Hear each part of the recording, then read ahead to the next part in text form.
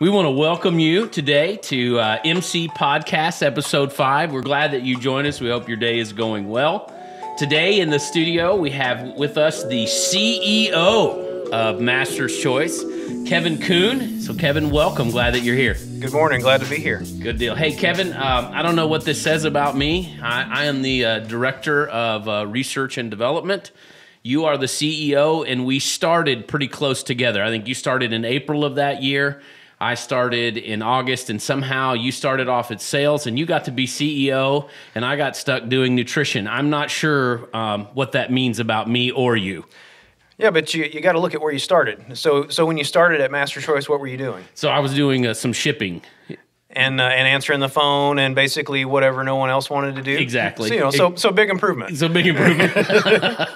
Absolutely. No, I tell you what, really couldn't design a better guy to work for and to work with. Absolutely. We kind of got to know each other through traveling together and being in the truck for many miles and many hours. And so one of the things that we really like to do, and I would say that we're probably in a class of our own here at Master's Choice, and we are, I would say, bona fide food snobs. Would you agree? Basically, yeah.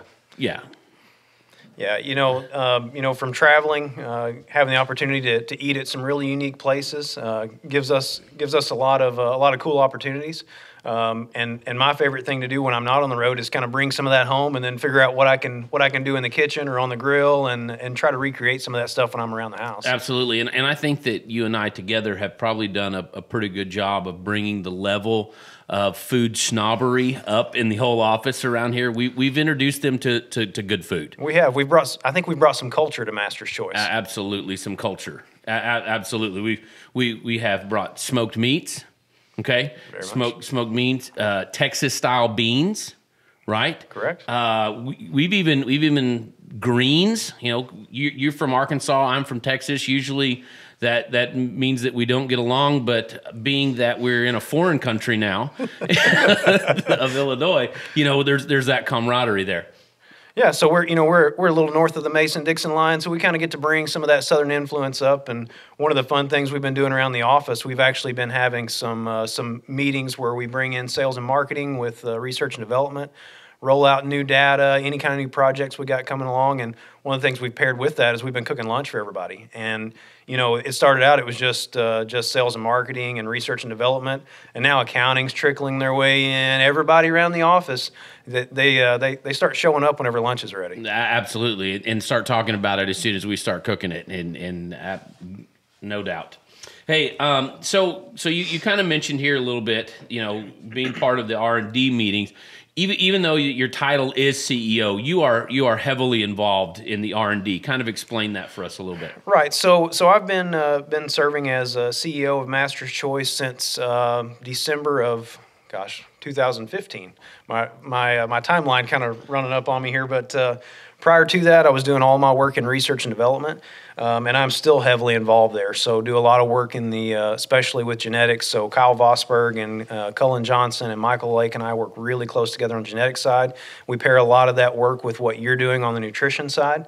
So it's given me an opportunity to basically to step into the role of CEO with, and I spent some time in sales, but really I think research and development was where I really found my passion, and I really love the genetic side of the business that we get to work in and some of the unique things that we're able to bring to the marketplace. So as long as they'll let me, I'm going to keep spending time in research development because I really love it. I also get the opportunity to work with all aspects of the business while I'm here. Absolutely. Good. So last episode, we had Scott in. And we do want to apologize to you listeners who had to endure Scott being here. They had an entire podcast with Scott? Yeah. I mean, so we were struggling that day for a co-host, right? You got to work with what you got. You got to work with what you got. And so we talked about kind of the non-GMO movement, and with your understanding and background and research development and how you deal with the genetics, kind of explain, first of all, is there a difference between is there a reason why we use the word non-GMO? Is there a problem with us using the word non-GMO? And just kind of start off there, and we'll kind of go from there with some things. Sure. So non-GMO is really a big buzzword in the industry right now. And the unique thing is that the industry is really adjusting to this as this comes to the market.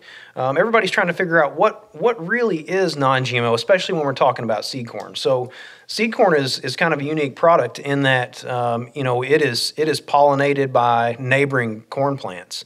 And when we're looking at the majority of the corn grown in the United States carrying some kind of a GMO trait, producing corn that has no traces of GMO pollen is really difficult.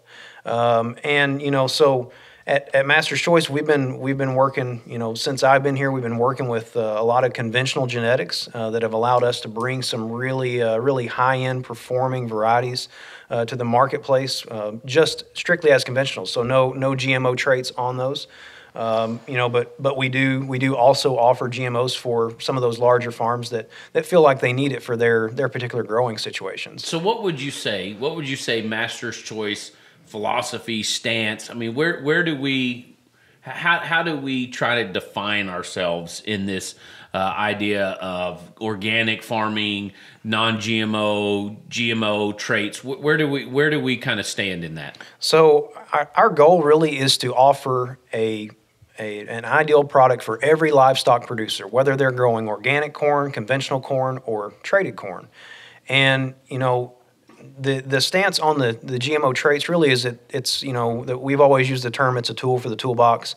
So if on my acres I feel like that there's no way I can stay ahead of the weeds without the help of glyphosate in my rotation, or if I'm forced to do corn on corn many years in a row, and I really need that Duracade or that 3000 GT trait there to protect me against rootworm, then we want to have products that fit the mold.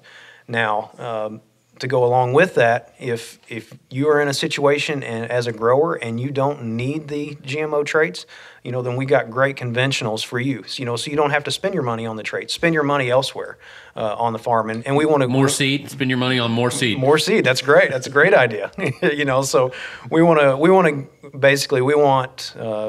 the ideal products for the livestock producers, regardless of what their management system looks like. Absolutely. So we carry organic corn, organically produced corn for the organic guys.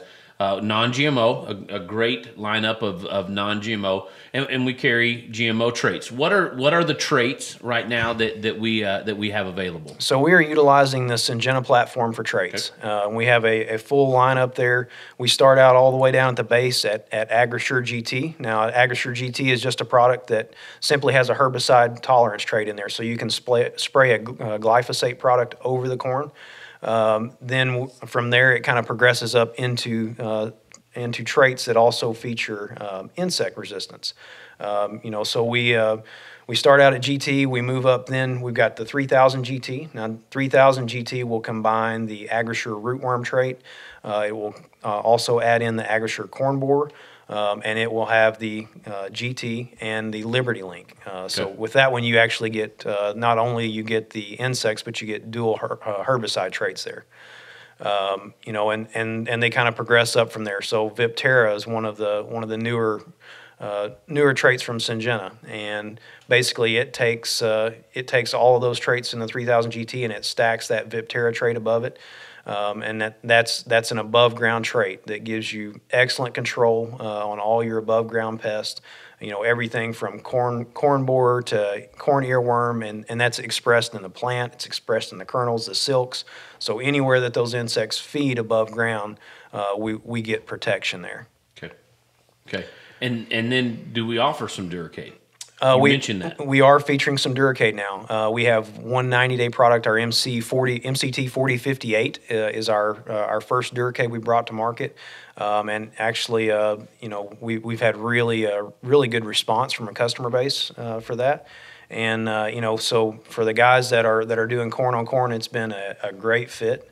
And the truth of it is there is no better rootworm product than what we get out of Duracade. And if you've been kind of keeping up with what's been going on in the news out there, there's been a lot of talk about resistance to some of the older rootworm traits. And Syngenta's done a great job with this Duracade product. It's a product that's more effective than any other rootworm trait out there. And because of the management of it, we should see effectiveness for many, many years to come out of that product. Absolutely. So with the Duracade, though, there is some extra stewardship, correct? Correct. Now, it is a unique product, and because of the fact that Duracade is not approved for markets in China yet, it is basically still managed almost like a regulated product. So basically, it can't get out into the grain channel. So for our guys, it works really well because they're going to be feeding on farm. Correct. I mean, since we're dealing with livestock producers and they're growing feed to feed, they're growing corn to feed, then feeding it on farm is where they really want that product and has really been beneficial. Woo. Been beneficial. I guess it was having lunch with Pancho Villa that made me stutter like that. And so we have those now. There are some new kind of I guess stacking going on with some of these traits, and some of them have some of the above ground stuff that don't have the below ground. Am I understanding this correct? That's correct, and that's something that we've been using more of in our lineup at Master's Choice. The part of the country that's really dealing with rootworm problems is somewhat isolated, but everyone deals with the above ground pests. Yeah. And so we wanted to offer products that were basically fit everyone's system. So I can offer a VIP 3110, which gives me that Viptera above ground. It gives me the corn borer above ground, but it does not have the rootworm. So if I'm a grower and I'm in an area and I know that I've got good rotations and I have no issues with corn rootworm, but every year I'm concerned about corn borer or earworm or fall armyworm, then I can use that VIP 3110 product for that. Yeah, and is there a break in price usually for those kind of things? I mean, what other than not having that trait in there for the guy who doesn't need it? Is there a benefit for him? Right. Those traits that don't feature the rootworm are typically a little bit more affordable, so a guy can get a little bit of a price break on his seed cost. And with those, does he still get the glyphosate tolerant and the Liberty Link? Correct. You'll still have both of your herbicide traits there with that product. So kind of to jump off here for a second, one of the big issues that we have been hearing and seeing is this idea of resistant weeds. So having a dual herbicide trait in a corn is beneficial for that. Sure, it gives you great options. So I can take glyphosate out of my rotation for a year, and I can spray glufosinate or Liberty Link. And what we're seeing is that most guys are using a number of conventional corn herbicides as well. Even if I'm using glyphosate in my rotation, typically I'm using some other residual products that typically are approved for conventional corn. And a lot of the growers really are using GT corn, but maybe not even using glyphosate in their rotation. It's just there for an insurance policy, so that if I'm late with an application and it gets wet, I can't get in, and the weeds get ahead of me, I can get a little more punch if I add glyphosate in. So it's a good management tool. So it gives you a lot of flexibility on your program. Yes, and most of the hybrids that are in our lineup have. We have them almost all the way through, and especially some of our cornerstone hybrids, those hybrids that we've identified as really good feeding hybrids, those hybrids that are really rugged in their agronomics. We've got those generally from organic all the way up through the highest trait that we can offer in those, right? Right, and that's been our goal. If we can identify genetics that really are performing well, we want to be able to offer that to everybody, whether they're growing organics, conventionals, or traits.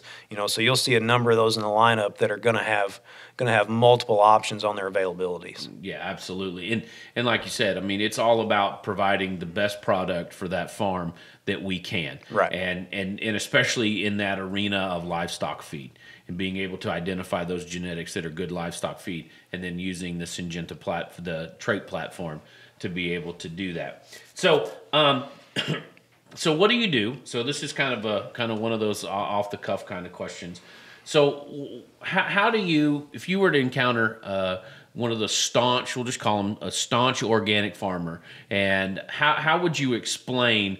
Okay, we have organic corn, but we also have traded corn. How would you explain to him that we're not selling out to the big guys, or we're not the villain? How would you just approach that subject? Sure. So, it's easy to see that, we're utilizing the Syngenta products, whether it's the seed care or the traits. And we're doing that because we feel like those are the very best traits and treatments on the marketplace. Absolutely. But we're doing that in a way that allows us to maintain our independence. So at Master's Choice, we are an independently owned seed corn company, and that allows us to make our own decisions. We're not answering to a big corporate board. We're able to basically make adjustments pretty quickly. And in doing that, we feel like that there's an opportunity for us to offer great products to organic guys. But in doing that, there are also a lot of very large farms that need the same quality genetics, and most of those farms are not on organic systems. They're on traits.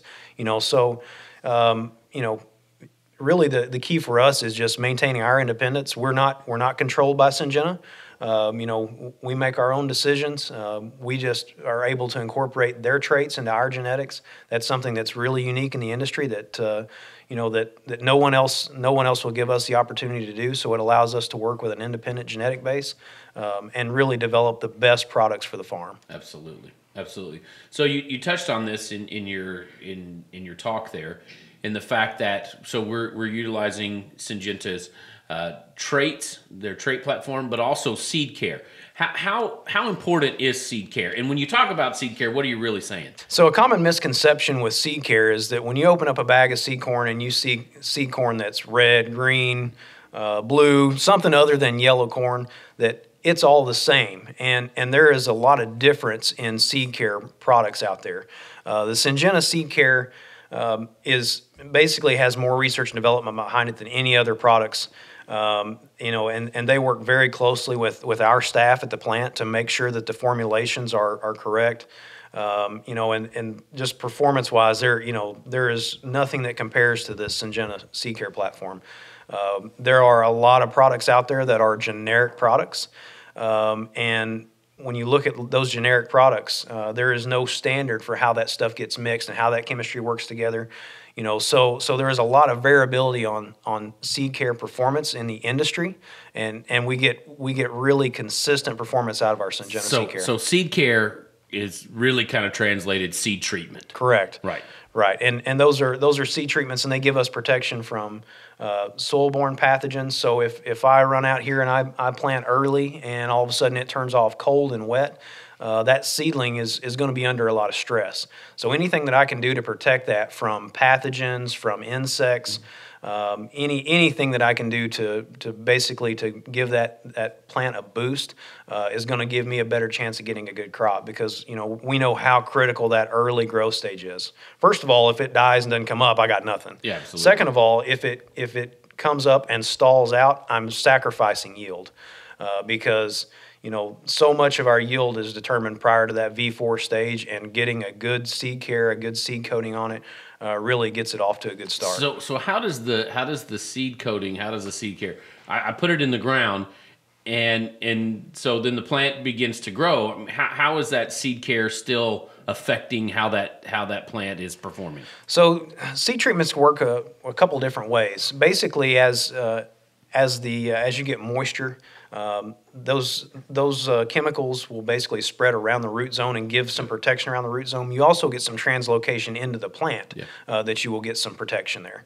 And something that we started featuring last year that's been a big addition to our program is our MicroMaster organic seed coating. Yeah. And that's a humic acid based product that we've been utilizing on certified organics. And for a long time we've searched for something that is effective and is certified organic and is also safe on the seed.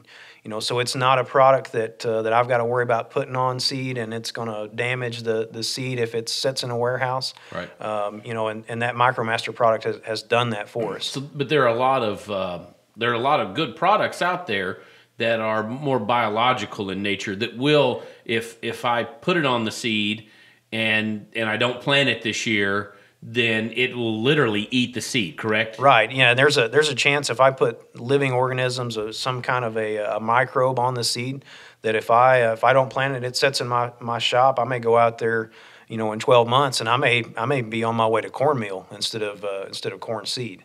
Yeah. And so, but with MicroMaster, it doesn't do that. MicroMaster is perfectly safe, no living organisms in it.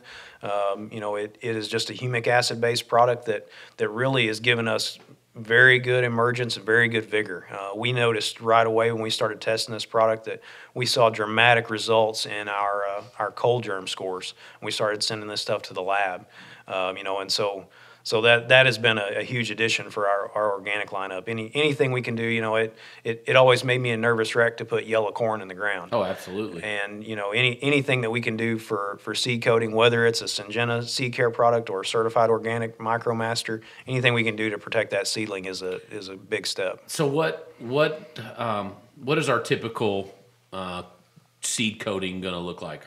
Our seed treatment, seed protection. What are we offering these days? So the standard seed treatment for us, typically when we say seed treatment, it's going to be Cruiser 250 plus Vibrance, and that seed treatment does a number of things. So we have basically a fungicide package there, and we have an insecticide in the Cruiser. The Vibrance is also an additional fungicide that we've been putting on the seed that helps protect against the Rhizoctonia. Okay, good. So what are some of the biggest misconceptions about seed treatment and seed care these days that you see? Probably the biggest misconception is just the quality of products, that all red seed is the same and all green seed is the same, and that's not the case. There's a big difference in product quality out there, and like I alluded to before, no one has done the amount of R&D research on seed care products that Syngenta has done, and really their products are second to none for quality. So here's kind of a silly question. Why is there red? Why is there blue? Why is there green? I mean, is that different chemicals so why do we have different seed colors? Basically, our guys at the plant can make Cruiser 250 Vibrance corn, and they can make it just about any color you want. Okay. So all you're seeing there is a dye. Okay. And that dye just allows us to see it and see how much is on the seed. So it's a visual. So if you open a bag of corn and it's and it doesn't have some kind of dye on it, you're not going to know if your seed's treated or not. So that dye that's on there is just basically a marker so that we know it's treated. So what you're saying is I could go down to the plant and I could make different colors, right? Well, in theory, yes, you could. Yeah. We're not going to allow you to do that. That's kind of disappointing because I would do pretty colors. You don't like the reds and the greens? I would do flowery. That would be very fitting. It would be. It would absolutely. I would take my favorite shirt down and say, guys, can you make it look like this? No doubt. So I'm gonna jump off in something a little controversial here as we talk about seed treatments, because there's a lot of and I don't know, not noise in a negative way, but a lot of talk about the neonicotinoids and their effect on insects, and especially the honeybee population. Where do you see this thing kind of falling out? What have you seen? Where do we stand as a company? What do we say? And so just go from there. Sure, that's been a really hot topic here over the last few years, and it's really something that's still continually being researched. I had an opportunity about 2 weeks ago. I toured the Stanton, Minnesota facility, the Syngenta Seed Care facility, and one of the things that was really interesting that I took away there, a lot of the fear with the neonics is that stuff is dusting off the seed and coming out of the planters, and basically that dust is what's affecting some of the pollinators. And one of the things that we talked about in that tour is the fact that there is little to no dust that actually is coming off of these planters. And Syngenta's got some great data, some independent research that's been done, that very little of that dust actually escapes from the planters where it would have the potential to affect pollinators. And really in the industry, there just aren't any other good options for insecticides. Neonics are really the only products that are both affordable for growers and give us good broad spectrum coverage. Now there are some products out there that have been developed that work really well on one or two pests, but we don't get that good broad spectrum coverage that we do out of neonics. We've been working with some of our growers in Ontario, and basically we've been utilizing a different mix up there. So where they're not allowed to use cruiser, we use a Lorsban insecticide in our seed treatment up there. So we put it in with a fungicide, and then we basically spike that with the MicroMaster to give a seedling boost to help it grow through some stresses. Yeah, because not only do we need to make sure that we are dealing with the insect, but if we can give that plant the best start that it can, we can kind of combat that with two different modes of action, is the catchphrase, or two different ways that we can get there. And I know that in Ontario they've passed some legislation where neonics are basically outlawed for now, and so that has kind of become a little bit of a situation where we had to come up with something. Okay, what can we mix together to help those guys to get them a good product so that they could have some of that seed protection there. So you're talking and saying, not everything is created equal. Not all seed treatments are the same. Can we do different rates? Is there a benefit to different rates? You're talking about spiking with MicroMaster. Is there any benefit? I mean, how do we see that? Sure. So when we're looking at seed treatment rates, we have the ability to kind of do some different things. So we can do a 250 rate, a 500 rate, a 1250 rate, and basically all that amounts to is more chemical. That the higher the number, the more chemical is on the seed. And from my personal experience, I haven't seen a lot of benefit once we get over that 250 threshold. The 1250 especially, that creates kind of some difficulty for our guys. We have to send it off to a different facility to have that 1250 coating put on, right, to get that done properly. I just haven't seen much benefit on those higher rates. We seem to get the same effectiveness out of 250 that we see out of 500 and 1250. So what is at least the theoretical or perceived benefit from like 1250? So the perceived benefit is that we can get more coverage and longer residual if there's more chemical there. And in the past we have seen growers that have tried to use higher rates if they knew they were going to have corn rootworm pressure, or they knew they were going to have some serious insect pressure. And in reality, corn rootworm especially, the seed care does help, but it's not a really great control tool. You're much better off with a trait product, either a rootworm trait or like a Duracade trait. Really for that type of control. Even a granular insecticide, I think, is a better option than a 1250 seed coating. That makes sense.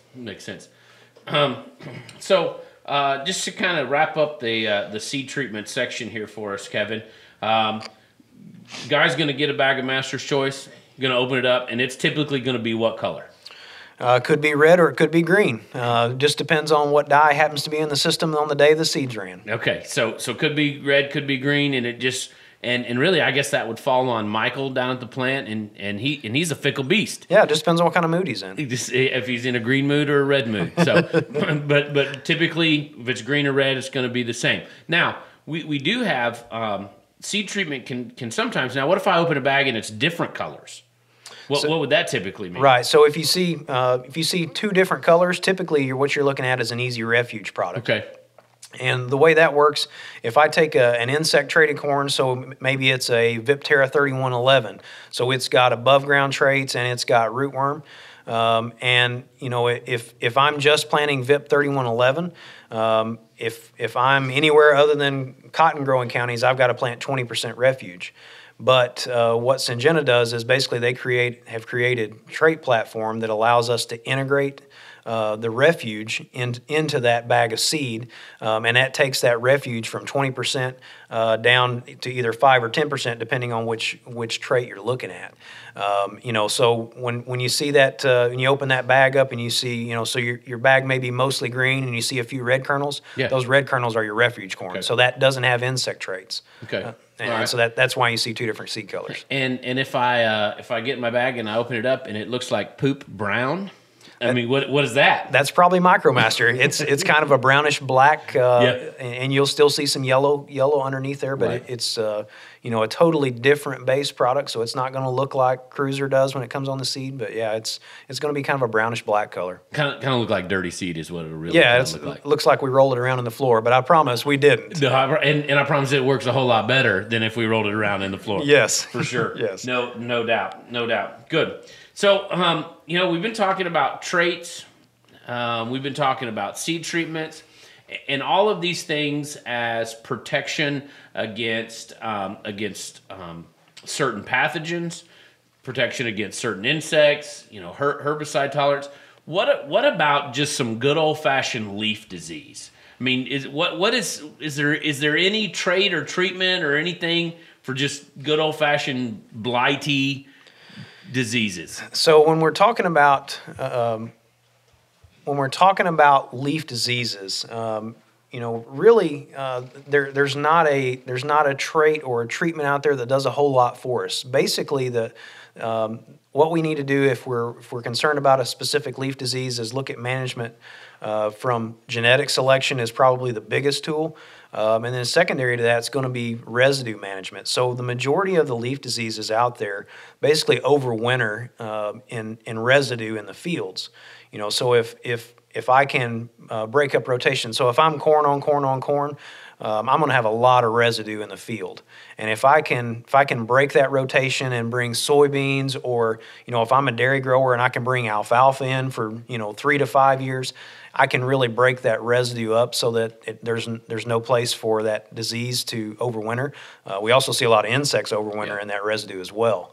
So a warm winter like that we've had this year. In fact, in Southern Illinois, we usually get 6-8 inches of snow in a couple of different events, and I mean we haven't had any to speak of this year. Been really warm. We had some 70-degree weather in February. Is that going to increase the possibility or the occurrences of leaf disease? I kind of hear differing opinions on some of that. The warmer winter definitely helps some of the insects and diseases to overwinter a little easier. We're going to have our friend John Nadler is going to join us here shortly and visit with us with some of the things coming on the Syngenta platform, and that's one of those things I'd kind of like to pick his brain about a little bit. Definitely. But yeah, I think there's a higher likelihood of seeing things overwinter on these winters where we don't see a big hard freeze, we don't see the snowfall and things like that. Yeah. So last year, we saw some leaf disease issues. Southern rust kind of moved further up than it's not as well. I mean, you and I talked about the Mason-Dixon line earlier. I mean, it kind of moved way past that Mason-Dixon line this year, so to speak, and moved on up. Is that going to be typical?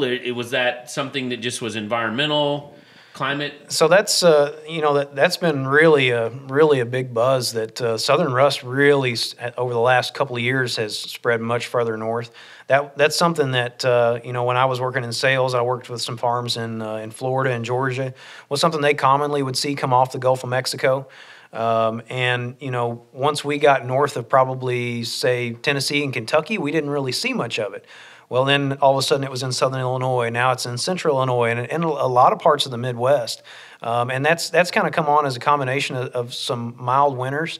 And really, one of the biggest things that affects this is what's the weather going to be like during the summer. So we've seen a lot of really moist, wet winters, and that has compounded the southern rust. It's also compounded northern corn leaf blight, gray leaf spot. All of those things thrive when we see a lot of summer moisture. So we've kind of been talking about more of these types of funguses and stuff, but what about bacterial kinds of things? What about those kinds of diseases? Yeah, and that's been talked about a lot here lately because there were some reports that came out last fall about a new disease called bacterial leaf streak, and that thing popped up and basically has shown up in I think 9 different states. And it's not really isolated. So states in the Midwest, some out as far west as Colorado, Texas, Oklahoma. And, so there's a lot we don't know about it just yet. We're really not sure exactly how it's going to affect yields. Doesn't appear that it's going to be a huge impact at this point. It's basically its origin looks like it was probably from Africa. Not really sure how it made its way here, but that's going to be an interesting one to watch. Do we know anything about how it's affecting quality of feed? I mean, is this something that's coming in late, or is it something that's coming in early? So far, it looks like it's affecting the products a little later. Okay. And we get a lot of questions, and you can probably speak to this better than anybody about leaf disease and how it affects feeding quality, and that's Right. really the biggest reason for us to really be concerned about something like this. You're exactly right. Because let's take northern corn leaf blight for example. Northern corn leaf blight, as far as dry matter silage yield, really doesn't negatively affect a dry matter silage yield.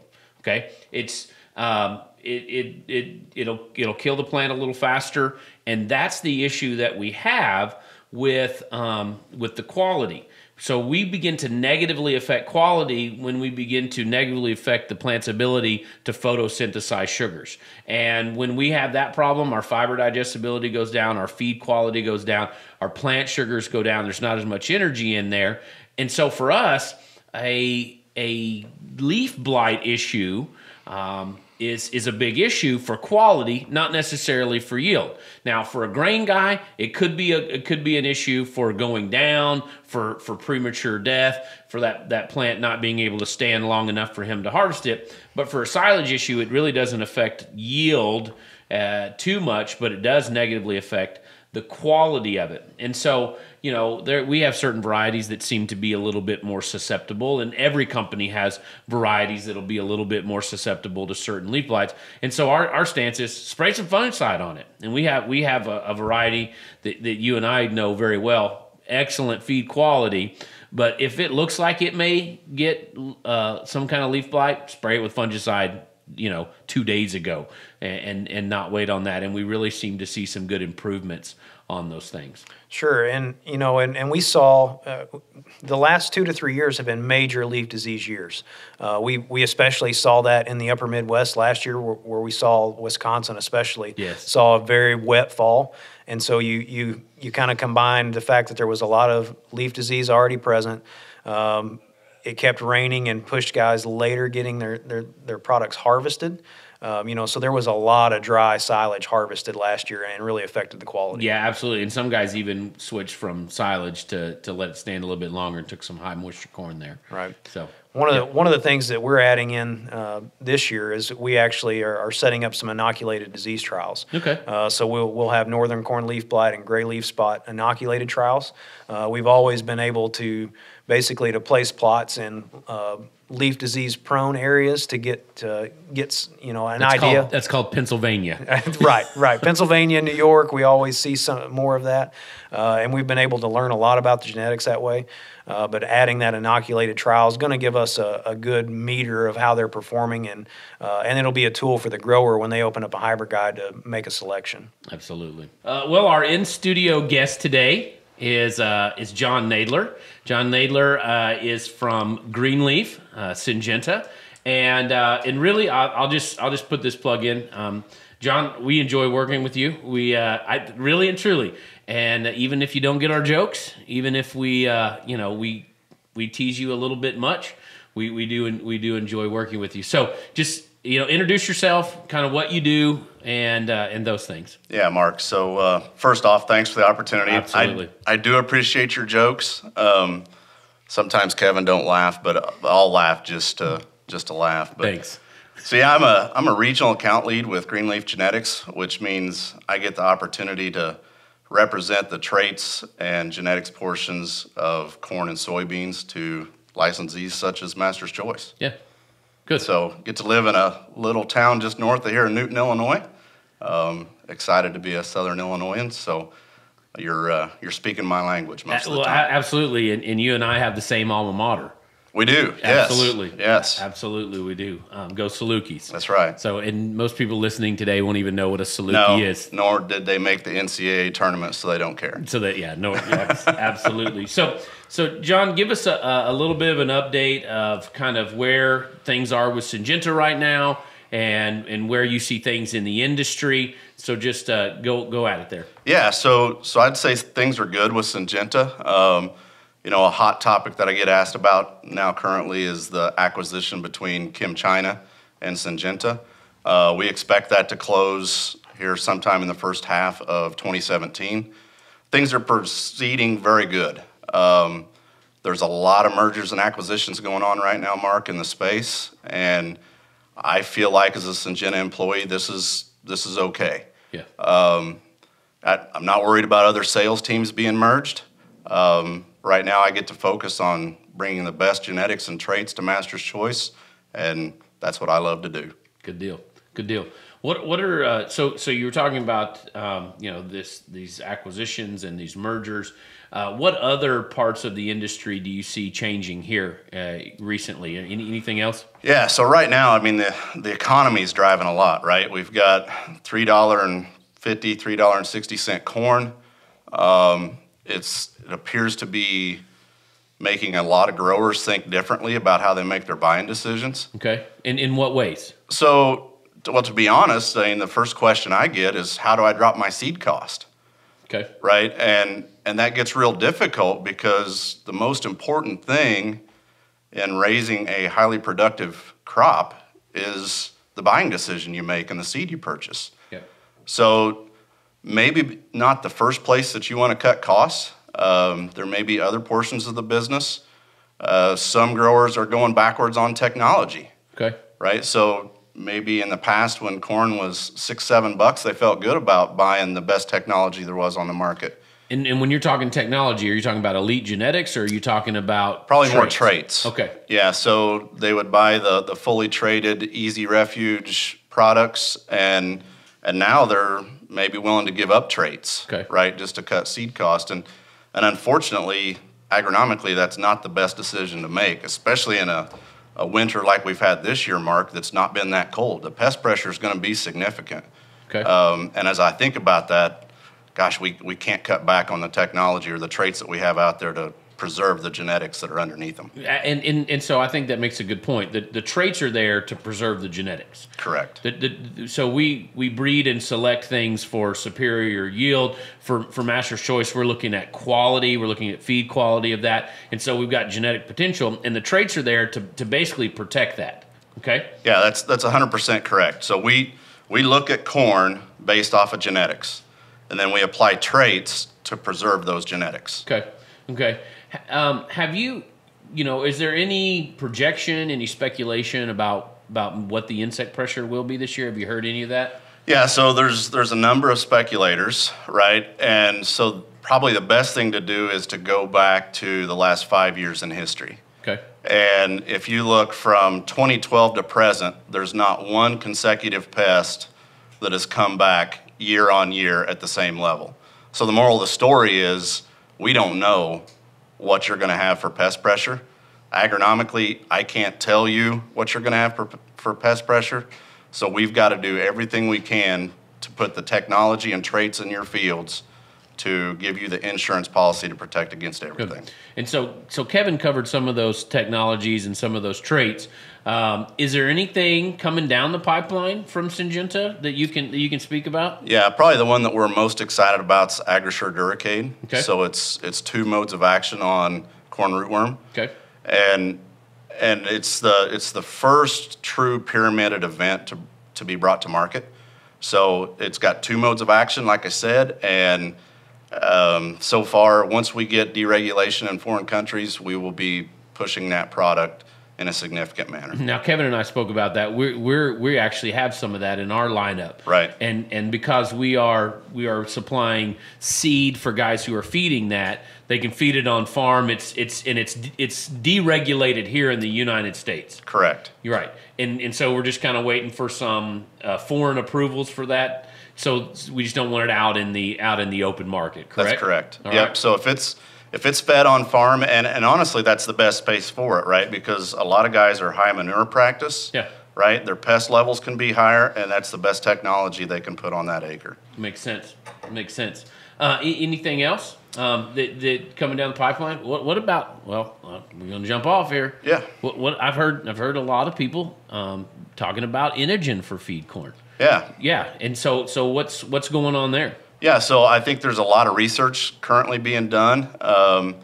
No promises, but it does look encouraging for, Yeah, for feed. and so what is it? What is it? Just a little kind of a brief 30,000-foot view. What is this Inogen for feed? Yeah, it's basically a trait with amylase in it. Okay. Right, and amylase through a corn ethanol plant increases efficiencies. So what we're looking at behind the scenes now is what can that do within the gut of an animal. Sure. And so as research is showing and continuing to move forward, it's helping us build our story and what we can do in the nutritional space. So amylase is an enzyme for the Correct. guys that you may be listening and not sure what that is. Amylase is an enzyme that breaks down the starch molecule into shorter chained glucose molecules. And basically that increases efficiency. If I can, in the ethanol plant, which is where Inogen was developed for, if I can break that starch down to those more simple sugars, shorter chain glucose sugars, then I can actually convert that to ethanol faster.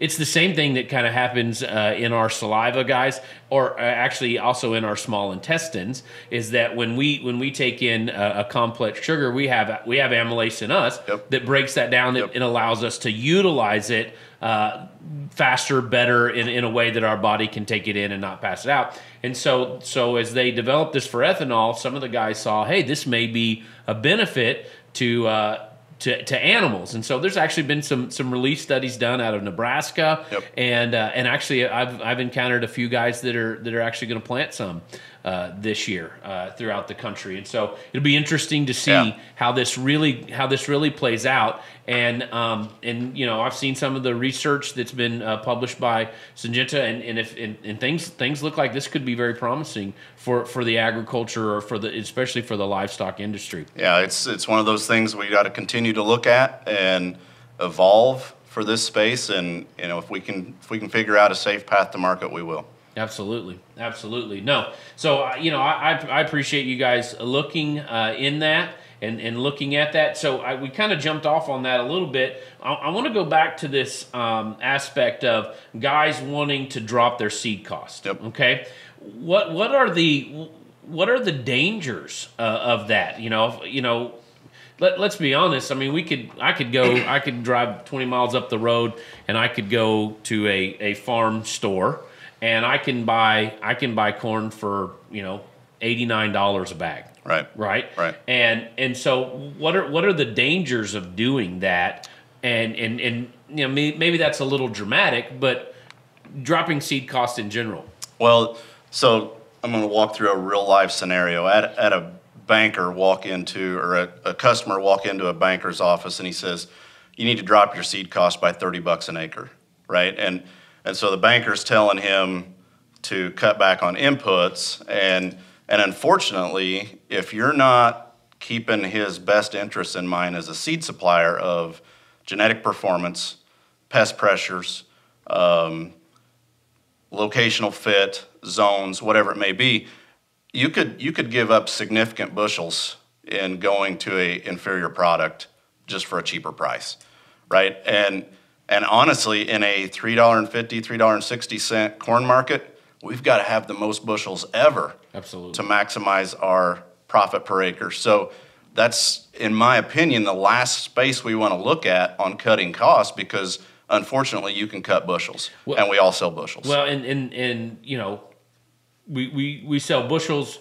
Master's Choice, we're selling feed, and so if a guy goes to an inferior feed product just to save some cost on that whatever it costs per acre to plant that and get it in, he could actually not only lose yield and have to buy feed, but he could use quality and lose milk or meat or whatever he's doing. And so, I mean, that's a dangerous cycle for a guy to get in. Right. So what are some ways, if you think through this with me, what are some ways that he could realistically maybe cut costs there, and still stay safe with being able to have yield and quality and those kinds of things that he needs? So the first thing that comes to mind is maybe look at going from an easy refuge or a rib type product back to a structured refuge. Okay. So a structured refuge product can save you anywhere from $10 to $15 a bag. By doing that, you're still planting superior genetics. A lot of times the exact same genetics as what you would have been in an easy refuge, but you've got to do the extra step of planting 20% block, right? So does it take more time? It may. Depending on your equipment, it may take more time, but you're saving significant cost per acre by doing that, not giving up genetics, not necessarily giving up technology or traits. You've still got the protection against the pests that you're going to need it on. Absolutely. No, that makes a lot of sense. Anything else you want to add while you're here? Anything else that you think that our listeners would like to know about GreenLeaf or Syngenta? I think probably one of the most important things right now is that Syngenta and GreenLeaf is continuing to invest dollars into your business. And what I mean by that, Mark, is whether it's traits, whether it's genetics, whether it's seed care. I mean, a prime example in the seed care space, we just built a $20 million research facility in Stanton, Minnesota. Okay. And you think seed care, why would you do that? Well, unfortunately, a lot of growers, and I'm a grower, so I can call myself this. Yeah. I look at a bag of corn and I say, yep, it's treated. Whoa. Sweet corn in your wife's garden doesn't count, right? You know what I mean? That doesn't make you a grower, John. I've got corn acres, Mark. Although I do like sweet corn. God, yeah. But, I look at a bag of corn and I say, yep, it's treated. I don't necessarily know what it is. And all seed treatment is not the same. Right. Right? And this expansion or this investment that Syngenta has made not only is going to help us look at components that go into seed care products, but also teach us how to blend them so they stay on the seed where they need to. So we don't have the dust off issues. That's pretty big in the press right now.